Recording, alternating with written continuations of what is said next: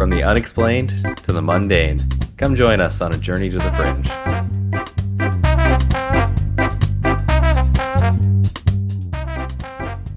Hello and welcome to Journey to the Fringe. And despite what we like to talk about, they're not a royal podcast. We do weird fringe stuff, mostly. Chelsea, please back me up on this. You did this episode. Yeah, no, it's true. And now we're going to be talking about the royals. Damn it. As we love to talk about. Okay, I might as well just start the episode here so that Taylor's not wrong or right. I forgot what he said. I forgot what way it goes. Oh, no. Shit. That went on for too long. Okay, this episode is dedicated to myself because I heard so much not stuff about this one and I had no idea what everyone was talking about, so I decided to find out, and while I was finding out, Chelsea, I just decided to write my research down for you. Okay, and I really hope it's not Bigfoot penis. Yeah, I'm really hoping so too because I wrote this so long ago. It's gonna be so awkward if I did write it about Bigfoot. You never know. You never know. It could be. I feel like it would leave an imprint on your mind, but true. Who knows? It's true. You never know with me. With that being said, I'm gonna take you all back in time to New Year's Day 2024. And the location is downtown Miami at the Bayside Market place. No way, are you doing that mall? Yeah, I'm doing the mall. Nice. It's a shopping mall. That's one of those things that I've been meaning to go back to. On the night in question, or the night that we've just traveled to, dozens of officers were called around. Those are police officers. They were called to the Bayside Marketplace around 8:30 p.m. local time to the two-story mall at 401 Biscayne Boulevard, after several people called 911 to report what some people were reporting as gunshots. Police cars occupied the boulevard and temporarily blocked access between 2nd and 4th Streets. These are the facts. Everyone can agree on these. But what exactly prompted this huge police response? Well, that depends on who you ask. While the official story evolved, more on that later, the official story ends up being on a fight involving a group of teenagers who were throwing fireworks at each other in the open air shopping mall. Not super common, but also not unexpected from teenagers. It's true. Expect the unexpected from them, as they say. I don't think they say that. I made that up. But you could expect the unexpected from them. These 4 teenagers were arrested in connection to the incident, as reported by local WPLG TV. According to the suspects, arrest reports mentioned in several sources, the juveniles were causing a riot inside the mall and causing panic. According to theorists, the incident on January 1st, 2024 did not begin with teenagers. No, it began with an anomaly. Some accounts claim a mysterious individual on the ground floor of the Bayside Marketplace activated a strange box-like machine. Others believe a rift or portal simply tore open in the middle of the crowded mall without warning. Here, we have some headlines. Quote, the Miami Mall encounter occurred when panic broke out over an alleged 10-foot-tall alien sighting at the Bayside Marketplace on New Year's Day 2024, causing the largest police response in Florida's history. And here's another one. On January 1st, 2024, a mall in Miami saw one of the biggest police responses in history. We still do not have any evidence, records, or testimonies to tell what actually happened inside, though the police claimed it was teenagers fighting. Which, to be fair, I don't think you'd need testimonies for that. Yeah, because they fight, right? They just do that. That. What you're saying? And yeah, there's more fireworks involved, but it's not that big of a deal if it's teenagers fighting. Yeah. Of everyone you would expect to be fighting in a mall, it would be teenagers. Yeah. Yeah, okay, good. We're on the same page. I'm glad we're on the same page on this. So, there's the anomaly. And from this anomaly, whichever anomaly you may choose, emerges shadow aliens. Like shadow people? No, not quite. Okay. I wouldn't exactly call them shadow people. They're shadow aliens. These entities were described as bipedal humanoids standing anywhere from 8 to 12 feet tall, so very tall. And they possessed elongated limbs, unnatural proportions, and they moved by gliding rather than walking.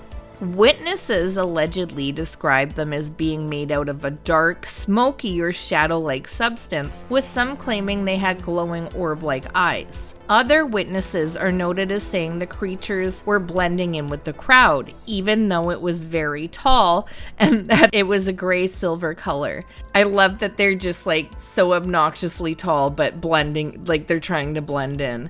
I kind of feel almost like it's an episode of Invader Zim.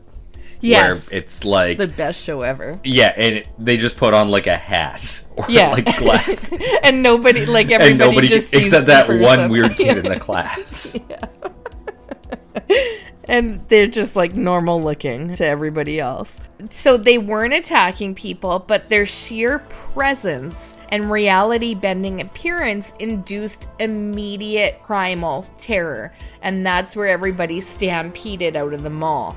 Obviously, panic ensues by the stampeding, and the resulting stampede, I've just said stampede so many times in the last minute, it was not caused by teenagers with fireworks, even though we would expect teenagers to be doing that, but by hundreds of people fleeing in absolute panic from these towering aliens. Because this was an interdimensional breach, the government's response was instantaneous and overwhelming. And the Miami Police Department's citywide 3 alert was actually a coordinated military-style contamination protocol. Hundreds of heavily armed officers, tactical units, and helicopters descended on the mall. A response theorists argue is completely disproportionate for a fist fight among kids. I think they left out the fireworks. But exactly what you would expect for shadow aliens. The whole thing is captured only by aerial, drone, and helicopter footage, as a gray creature is spotted in this footage walking in between the police cars in the building. Have you seen this footage? I have not, no. Okay, well, maybe we should just pull it up so that you at least can see it. Okay. Right. Oh, yeah, they're showing it. See the finger? Right there. There's the alien. Yeah. There it goes. Huh. Weird. I couldn't tell you, but there's a weird mist in front of the lights. There is. I'm not gonna lie. Okay, let's go back. How do I stop from It definitely is weird. But am I gonna say, is it like super out of the ordinary? Maybe. I don't know. It's hard to say. Well, it's really far away, the footage. Yeah, this is from like a helicopter or drone or something. So it's like, to describe to everyone what we're seeing, it's helicopter or drone footage. That's pretty grainy. I hope that clears things up. So the most critical part of this theory explains the lack of high definition evidence, obviously. Yeah, because this is recent enough that there should be some type of body cam on the police, correct? Yeah. Actually, I didn't even think about that. Oh, okay. Yeah, but there's nothing out there. I've looked at this. I haven't seen any body cam footage release. Theorists maintain that as shoppers fled, government agents and police actively confiscated cell phones and scrubbed videos before they could be uploaded. They allege that local cell towers were jammed to prevent live streaming, and a media blackout was enforced, grounding news helicopters or forcing them to film from highly degraded distances, which we saw in that video footage. But the weird thing is that the police released that footage, right? So they just, yes. I guess they didn't think there was anything in it then. And I'm following the story of it's aliens in there. So they didn't think there was anything in that footage. I don't actually know if that is police or not, but we're going to take a closer look at this footage in a second. It might be police, but it's of the police, so. Yeah. Classic suppression of non-human entities, a recurring theme for researchers like Lord... Oh my god, I've done it and it's not even his episode. Lloyd Pye, who have long argued the establishment actively hides evidence of alternative beings. Lloyd Pye. I miss that guy. I know, me too. It wasn't even great. that long ago. No. And you know what? I was editing our episode that just came out, which again will tell you how long our window is. And your mini that we just did on the latest one was mentioning Tulane University again. I can't even remember what it is. I don't know why that comes up so much. I didn't think it was that big of a university. It's apparently a huge... That's minimum the third reference. We're going to need an episode on Tulane University. We're just going to have to do one just like Bigfoot Penis, but it's going to be Tulane University. Hold on, what was it on? I have to look at it now. Oh, the New Orleans one. Oh, no way. Research came out of Tulane. I know. Now I'll never forget it. You know how many episodes it probably came up on before that we just never noticed? Probably so many that now that we're like actively thinking about it, we easily said 3. I know. Okay, so by the next morning, the cover-up finalized. The authorities needed a plausible explanation for why thousands of people ran screaming and why the entire police force was mobilized. They created the teen brawl narrative, blaming the chaos on 50 rowdy kids with sticks and fireworks.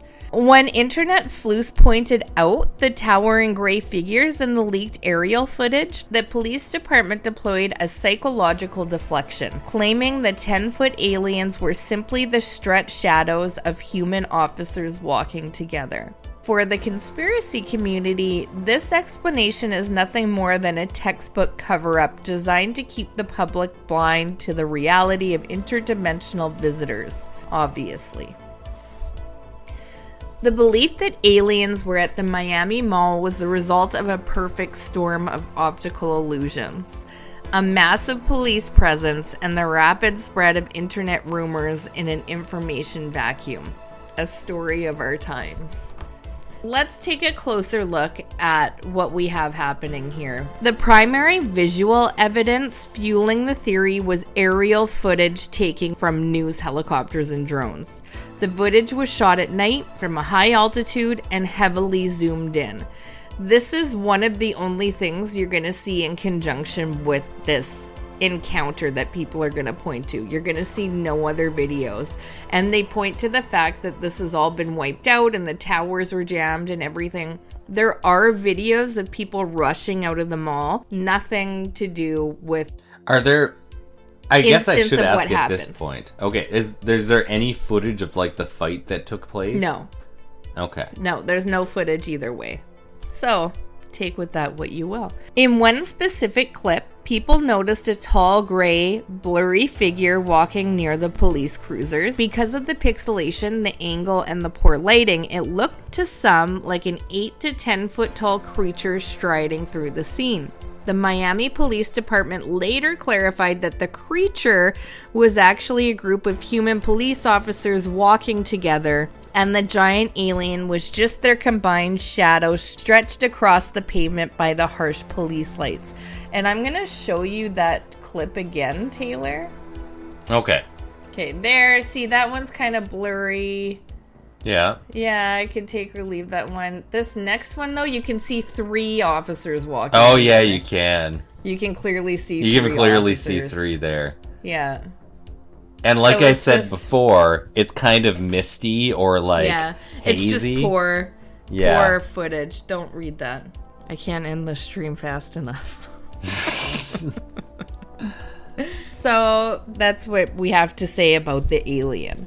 People online could not understand why a fight among teenagers would warrant such an overwhelming police presence. See, as somebody who has kind of a weird view of Americans, if that many kids are in a fight in a mall, as a police officer, if I were there, I would assume they all have guns. So I would think you'd want a lot of backup. Yeah, I go back and forth on this one. Yes, I do think that it was a crazy police response. When you look at the video that we just, like, there's a ton of police officers. And, I mean, we're Canadians, so I don't think it really warrants it when we don't have the school shootings or shootings in public places like they do in the US, knock on wood. So I'm up on the air on that, where, somebody calls in that they heard shot and it's just people evacuating from a large mall. Yeah. Could be and anything. Fireworks do sound like guns. So I go back and forth on it. I don't know. Does it warrant the whole thing? Well, I don't know, because things like this seem to be happening more and more. So maybe it does warrant that huge response now. Just being what the state of, the shootings happening in the US so often are.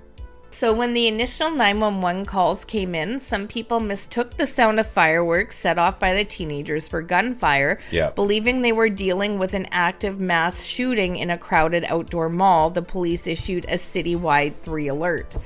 This emergency code mandates that every available officer in the city immediately respond to the location. The result was hundreds of heavily armed officers and dozens of squad cars descending on the mall at once. A scale of response that internet sleuths felt had to be for something more significant than a brawl. And you know what's funny? That the internet at this time is there's teenagers fighting with fireworks that they think is a gun does not warrant this response. It does absolutely warrant this response. Yep. Aliens, especially when it's called in as 50 teenagers with guns being fired. Yeah, an alien materializing in the middle of a mall. Does it warrant that response? Well, maybe if everybody's freaking out about it in the mall. See, I wouldn't feel like local police is who's going to be there if there's a 10-foot tall alien that materializes. That's true. That's so true. And I don't think they'd be able to keep a lid on this story with it being local police. Yeah, especially for that big of a response. You'd be like, something's definitely happening there. I agree with that. So the incident happened late on New Year's Day. So while local news covered the brawl and the fireworks, official police statements breaking down the exact timeline and refuting the alien rumors took several days to materialize. And in that silence from the police, the internet filled in the gaps, and we also saw the narrative change on the news outlets as well because of this lack of acknowledgement from the police. They were putting out different theories, so it kind of kept changing with news outlets, and then you get all these internet people putting stuff out, and so you kind of get this perfect storm of information out there, which just fuels the fire with conspiracy theorists. Without a clear, immediate official narrative, speculation runs wild. This all seemingly comes from an account on X which promotes Red Pill Cinema. This is all the conspiracy speculation. Red Pill Cinema is a concept taken from The Matrix, having come to represent, especially within alt-right communities, the willingness to learn and potentially unsettling truth. So this user on X claims the footage showed 10-foot alien creatures caught on camera, which were fired at inside and outside Miami Mall. The post reached just about 100,000 views on the social media platform, showing the impact of the theory. Another post on X that claimed authorities weren't telling people, quote, the truth about why Miami had possibly the biggest police response I've ever seen in my life, end quote, received 7.7 million views as of early on Friday. I don't know what Friday they're posting on. Surely it's not this Friday, because it's not Friday today. Once the initial shadow alien video hit TikTok and X, I'm not saying formerly Twitter. Why does everyone always say that? Just call it Twitter. It's easier. Yeah. And Twitter, algorithmic amplification took over. To make the story more compelling, users began inventing supporting details that were entirely fabricated, such as confiscated phones. Rumors spread that police were forcing witnesses to delete footage from their phones, which conveniently explain why there were no close-up, high-quality videos of the supposed alien. I gotta say, that one's believable. Everyone has a phone these days. Everyone's always videotaping things. The military blackout. False claims circulated that military helicopters were deployed, that the cell networks were jammed, and that flights were grounded at nearby Miami International Airport to contain the situation. And accounts claim that anyone who saw the creature was forced by the government to sign a non-disclosure agreement or face consequences. Because these claims played into established tropes of government UFO cover-ups, they were readily accepted by communities already primed to believe in extraterrestrial encounters. And just so you know, the Miami police are sticking with their story.